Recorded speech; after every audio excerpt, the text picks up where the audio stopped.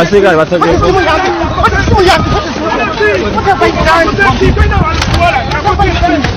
abasirikale basazeeko baagala kutwala chairman abasirikale basazeeko baagala kutwala chairman abasirikale basazeeko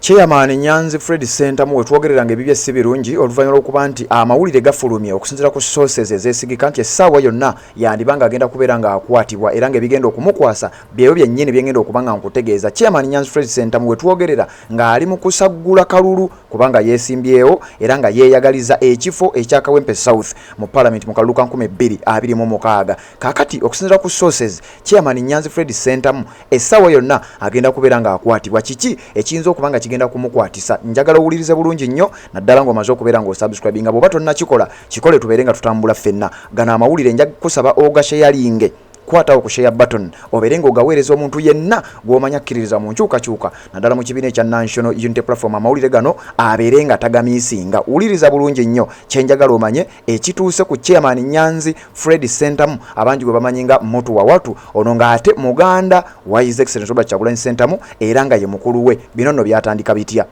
Jjukira gye buvuddeko tubadde twakakuwa amawulire aga Edi Mutwe, Akirewo Kivumbi, General Gaddafi ne Smart Wakabi ababadde baleetebwa mu kkooti e Masaka nga bagenda maaso n'okuwera ennembe emisango. Owuliriza bino nno we bikonekitinga.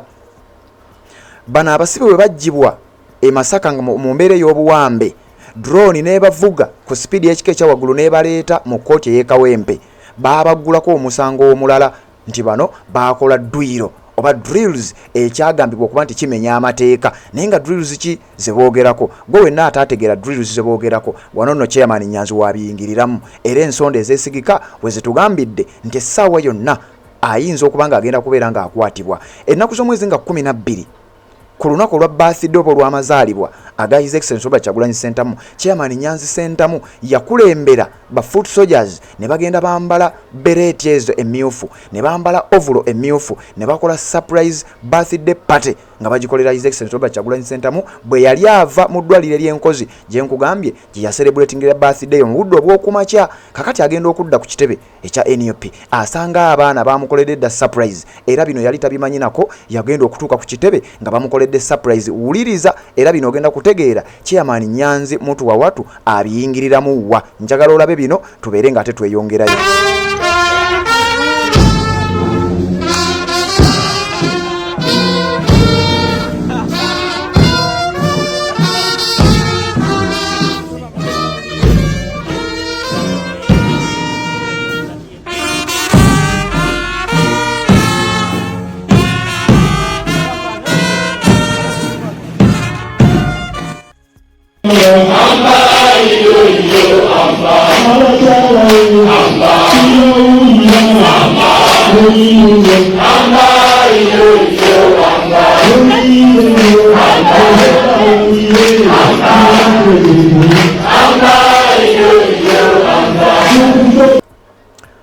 Kakati ku lunaku olwo zaalinga ennaku z'omwezi 12 gwali mwezi gwa 2 omwaka 2025. His Excellency Robert Kyagulanyi Ssentamu abavubuka nga bamukoledde surprise birthday party nga bambadde bwe batyo nga bw'obalaba. Wuliriza bulungi nnyo, gw'olaba mu byeru bonna bambadde bimyufu naye gw'olaba mu kyambalo ekyeru oyo ye Chairman Nyanzi era ye yali omu ku baaduumira ba foot soldiers okukola ekikolwa kino. Amawulire ne gakikuba nnyo, gavumenti n'ekivumirira, abasajja bawanvu n'abampi ne bayungulwa babeere nga boogerera amafuukuule ekikolwa kino ekyali kirabikira ddala nti tekirina tteeka lyonna lye kimenya kubanga bano baali bambadde ovulo zaabwe ezitalina tteeka lye zimenya, baali bambadde bereti zaabwe ezitalina tteeka lyonna lye zimenya, wabula nga Chairman Nyanzi ye yali akulembeddemu ekikwekweto kino. Kati ku lunaku luno oluvannyuma lwa gavumenti okuvumirira ekikolwa kino nti lwaki baakoze parade nga baselebratinga amazaalibwa aga mukama waabwe His Excellency Robert Kyagulanyi Ssentamu era wayita ennaku mbale. Kakati zaalinga ennaku z'omwezi 17 omwezi gwali gwa 2 gwennyini nga wayise ennaku 3 zokka oba essaawa nga 72. Amawulire gaafuluma nti Chairman Nyanzi Fred Ssentamu yali amaze okubeera nga awambibwa era nga baamujja ku roundabout ey'emulago ku 2 ne baba nga bamubuzaawo we yali atambula ne Alex Waiso Mufumbiro wabula ye Alex Waiso Mufumbiro n'asobola okubatolokako. Kakati ku lunaku luno Chairman Nyanzi lwe yawambibwa bino nno byonna we byatandika bwe yava mu buwambe nga bannayuganda bataddewo embeera ey'okumubanja naddala ku mikutu emitimbagano. Bannayuganda baabanja Chairman Nyanzi abeere ng'ayimbulwa. Bwe yayimbulwa yakola interview, yagenda ku show emu ku TVM ne bamubuuza ebibuuzo ne bamugamba nti ssebo baakukutte oba baakuwamba, naye twagala otunnyonnyole eyo gye babawambidde baba babakozesa ki era biki bye baba babuuza. Chairman Nyanzi yategeeza mu kamwa ke, yagamba abasajja bambuuzizza baani oba baana ki be nnali nabo nga tukoze parade ey'okucelebratinga amazaalibwa aga His Excellency Robert Kyagulanyi Ssentamu. Omusajja yamubuuza amannya wagawaayo. Chairman Nyanzi mu kamwa ke yategeeza nti abamu benzijukirako nabawaayo. Kakati mpuliriza bulungi nnyo, abamu benzijukirako nabawaayo. Amawulire ne gakuba nti poliisi oba ekitongole ky'ebyokwerinda kyavaayo ne kitegeeza nti abo bonna boolaba mu katambi awo abali ku parade eyo tubeetaaga, bonna beetaagibwa kubanga ekyo kye bakola mbu okusinziira ku boogezi ba poliisi ndowooza baseerabidde.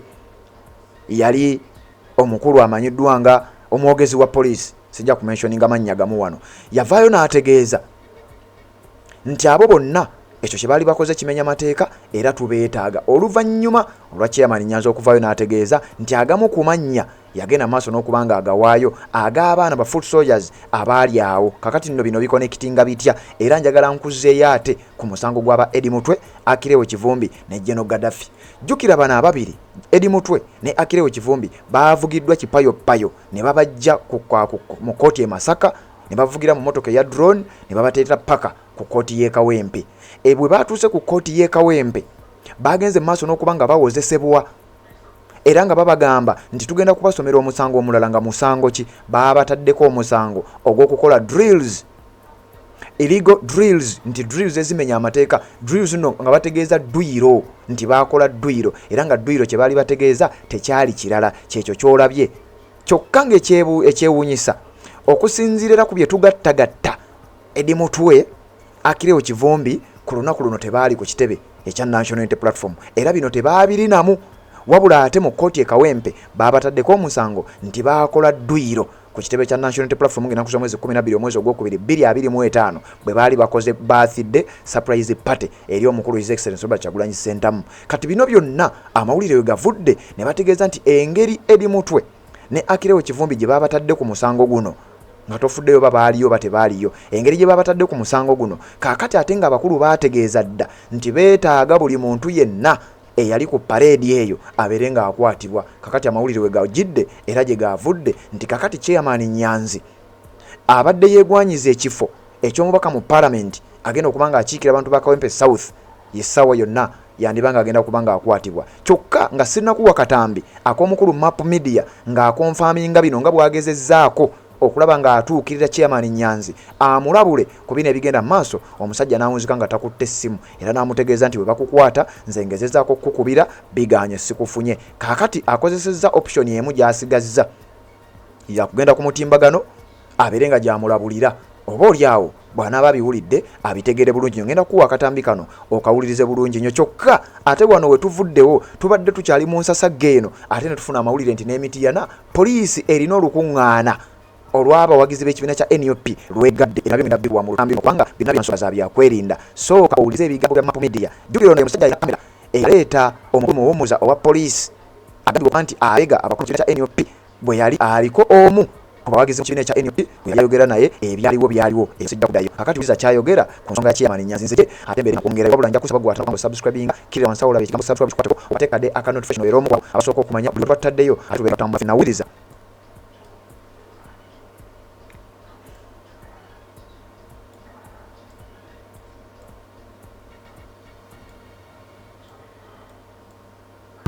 Eno breaking news, Chairman Nyanzi ngezezzaako kukubira naye tokwata simu yo. Waliwo amawulire genfunye tesaawa yonna okwatibwa. Chairman Nyanzi Fred Ssentamu nkukubidde simu yo togikwata. Mwe muyina bannabyabufuzi muyina emize gy'obutakwata masimu. Naye funye ku sources bali mu kutegeka kwagala kukwata. Bagenda kukwata kukuteeka ku musango era ku fayiro eyo yennyini gye baakugulako. Fayiro gye baggulawo omusango gwe bakwatirako ne batakukolerako fayiro yeyo gye baakoze ku baganda baffe ku Akirewo Kivumbi ne Eddie Mutwe. so essaawa yonna bagenda kukwata n'abaana bonna abaali ku paredi. Kati kino katukitereeze abantu abatategedde kya dduyiro bye babadde bategeeza lwakuba bakiyisiza mu dduyiro kye babadde bategeeza abaana abaali ku paredi lwe baserebulatingira pulezidenti waffe gundi amazaalibwa ge. Omusango gwaba Eddie Mutwe gwe bagenda obbakwatirako bagulaza batuuke wano ekiseera kino nga tutusemberera okulonda bagenda okugenda mu kooti babazze bwe batya ebbanga ery'okweyimirira nga ebyokulonda bikoze ekibiwedde. So buli mwana nga wali nga chairman Nyanzi gwoba kulembera nga wali ku gundi eyo ku paredi eyo wenna webereremu sikutisiza kudduka wabula nkugambye webereremu naye nga chairman Nyanzi message eno wekutuukirako bandi kufuna olwaleero ekiro oba enkya. Ekyokubiri eno byoli mu kutambula ng'oli mu campaign bino ebya Kawempe South. Kawempe South amaanyi g'obadde otadde ku Ssembogga gajjeeyo. Ssembogga Kiwaanyi waliwo omukyala gwe bayita Madiina Nsereko gwe baagala atwale Kawempe South.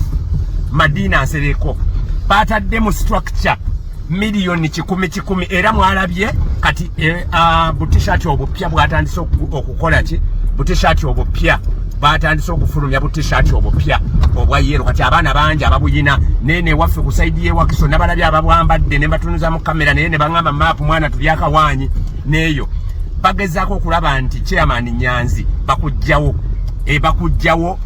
ku kifo kya Kawempe South ne gempulidde ne ku kifo kya Kawempe North naye bagenda kufuba okulaba nti ono omukyala yani Nambi naye bamusayo. So naye nga amawuli agasooka gegali gennyini site alert chairman Nyanzi tudde bayinza okufuna nze ge bangambye ne nkukubira oganya okukwata simu ate nga njiraba kweri. So ze kansokenzeeko message eno mugitambuze etuuke n'eri basojja abaffe mwenna. Ebyo bigambo eby'omukulu map Kabwejumbira oba Charles Mpanga abandi bamanyi nga Map Media ng'alabula okusinzira ku sources ez'enjawulo ate ezeesigika. Chairman Nyanzi ono nga yakulira ensonga z'ebweru w'eggwanga mu kibiina ekya National Unity Platform ate era nga yaliko Ssaabakunzi mu kibiina kino oluvannyuma n'asikizibwa omukulu amanyiddwa nga Habibu Buwembo kakati gwazzaagoberera nkakasa nga byenjogerako obitegedde bulungi nnyo. Ensonga zino ziddiddeyo ddala ku lunaku olw'amazaalibwa aga His Excellency Robert Kyagulanyi Ssentamu era nkakasanga akatambyako kenkuwadde aka Map Media nkakasanga tekakulese bubi kyokka tubadde tukyali mu nsasa geeyo ate ne tufuna amawulire nti ne mu bitundu eby'Emityana Honorable Zaake Francis Butebi n'abawagizi be babadde baliko omupiira gwe baategese nga ba foot soldiers ngera bw'omanyi nti ekibiina kya NUP kiteranga okutegeka ebintu nga bino poliisi n'ebiyingira mu kakati nabyo njagala mbikuwe gwagoberera omukutu gwa Red Zone TV naddala gwamaze okubeera ng'otambula naffe watonaba kubanga osubscribinga kirira wansawula ekigambo subscribe kikwateko okwateko kadeka notification kakuyambako kubeera omukwabo abasooka okumanya ate ne tubanga tutambula ffenna video eno giwe ekigalo kubanga gyokoma okulikinga information oba ogiyambako okubeera nga etambula. Nja kusaba sharinge buli muntu yenna abeere nga afuna amawulire gano nga sinaba kubanga ngenda Mityana okuwa ebya Zaake njagala kujjukiza ku Haji Kasujja ono musomi wa dduwa akutegeeza nti oba oyina ensonga zoyagala okubanga osotinga oyina ebizibu ebikusumbuwa oyagala kubeera ng'ogenda bweru wa ggwanga ebintu tebitambula akutegeeza nti munoonyeeko ennamba yeeyo eri 0753 85 0753 856464 akutegeeza nti osobola okumusanga ku WhatsApp osobola okumukubira direct ensonga ne ziba nga ate muzikuwasaganya. Ensonga za Chairman Nyanzi ndowooza ziwulidde bulungi nnyo era ziri connected ku musango ogwa Eddie Mutwe ku musango gwateekeddwa ku Eddie Mutwe ne Akirewo Kivumbi ogugambibwa okuba nti we guba musango ne we byakolebwa abakulu bano ababiri bambi tebaaliwo kuba nkugambye bw'otunulira olunaku luno we baakola parade eno nze saagala na kugiyita parade lwe baakola surprise birthday party nga bagikolera mukama waabwe Eddie Mutwe ne Akirewo Kivumbi bagambibwa okuba nti tebaaliwo naye teweerabira essaawa eno twolekera akalulu ka 2026 byonna ebisubirwa okubaawo njagala ogoberere bulungi nnyo ate nga nabyo woobigoberera era nga bw'oteekawo amaaso abiri okulaba byonna ebigenda okubanga bigenda maaso mu ggwanga erya Uganda. Chairman Nyanzi muntu wa What Trade Center asobola yenna okusharinga information eno paka lwenaamutuukako ojja kuba okoze omulimu ogukyasinze okubeera ogw'amaanyi, naye teweerabira nti lwe yawambibwa yavaayo n'ategeeza nti bannange nze abasajja bansabye amannya naye be nabadde nzijukira nabawaddeyo kyesimanyi oba gwampuliriza oyinza kuwa ndowooza ki era endowooza yo nja kugisanga eyo mu comment section. Jagenda maaso n'okubanga mbisoma byonna ojagenda maaso n'okubanga ate tubisanga mu updates ezinabaziddako ze tujja okubaleetera. Kakati ate bwe tubadde tukyali awo amasasi ne tear gas ne binyooka okuva mu bitundu eby'Emityana nga bwe ngenda okubanga nkutegeeza. Honorable Zaake Francis Butebi n'avaayo n'akonfaminga era tusobodde okufuna ekiveewa Honorable kyogenda okubanga owulira, wabula njagala okutegeeza nti abavubuka mu kibiina kya NUP babaddenga batera okutegeka ze tournaments ez'enjawulo egimu empiira gisambibwanga mu ngeri ya ggala n'emirala egisambibwa mu ngeri ez'enjawulo, wabula ng'ekibiina kya NUP kibaddenga kitegeka ebintu nga bino gye buvuddeko era ebbanga lyonna obaddenga obiraba. Kakati mu bitundu eby'Emityana abasajja ab'ebyokwerinda bwe balabye nga abawagizi ba NUP baliko enkuŋŋaana baliko omupiira gwabwe ne activities endala ze bategese ku bisaawe eby'enjawulo ne bagamba nti mmwe tetwagala mutegeke bya mizannyo, tetwagala mutegeke mipiira, muyinza okusinzira ku kisaawe kino obaolyawo ne mugenda ate ne muwamba omukulu mukama waffe kubanga tukimanyi muwagala buyinza tetubeesiga. Kakati bwe batyo ne bagenda mu maaso n'okubagaana okugenda mu maaso n'omupiira gwabwe. Bwe bawaaliridde ne bagezaako okuwalira ne bategeeza nti ffe kye tukola kiri mu mateeka, tetulina tteeka lyetumenye, twekisesayizingamu nga ffe tunyumirwa mipiira gyaffe nga ffe, mutuleke tukwasaganye ensonga zaffe. Njagala okutegeeza abasajja b'ebyokwerinda babategeeza nti okusinziira ku order from above tetujja kubakkiriza kugenda mu maaso na mipiira gyammwe. Era amasasi ne tear gas ne bivaayo ne biba nga bisobodde okuba nga biramula abantu ne babuna emiwabo nga bw'oyinza okuba ng'okitegeera. Bwe twogeddeko ne Honorable Zaake Francis Butebi olira bwagambye nti tubadde mu bitundu by'Emityana mu tawuni kansi emanyiddwa nga Busunju.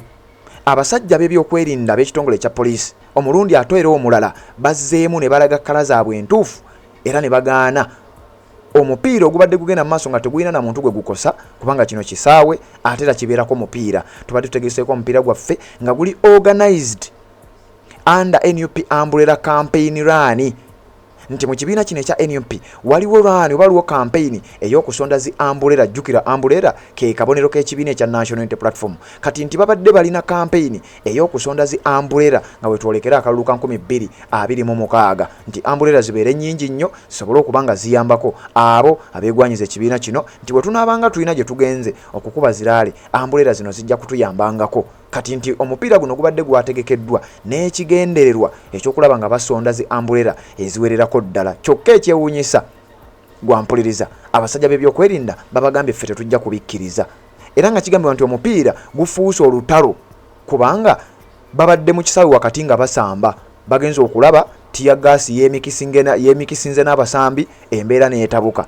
Zaake n'agenda maaso ng'agamba nti abantu abakola mu kitongole kya poliisi tebadizavinga kulaba nga baweebwa ekitiibwa olw'ensonga bino ebintu bye bakola nabo bennyini tebeewa kitiibwa. Balina kye bayita double standards era tebaswala okulaba nga bakkiriza okubeera nga bakolera ekibiina ekimu ekya NRM okulaba nga kyo kituukiriza ebigendererwa byakyo. Era Zaake n'agamba nti Museveni abuuza Mr. Museveni mu mbeera ey'obuntu nti ddala musango ki abantu b'Emityana gwe baakoze okubeera nga badizavinga okubayisa mu mbeera abasajja be musindise ab'ebyokwerinda abandi badde bakuuma emirembe nga bavuuka basamba omupiira ate ne batabangula emirembe oboolyawo n'abamu ne bakubwa emiggo ne bagenda nga embeera si nnungi nnyo. Ddala musango ki oguyinza okuba nga bano gwe bakoze? Kakati oli ku mukutu gwa Red Zone TV weebale kubanga okyagoberera yonna gy'osinzira okubanga gy'otulabira naddala gwe atambula naffe ate naba kubanga osubscribe nga kikole kirira wansi awo olaba ekigambo subscribe okikwateko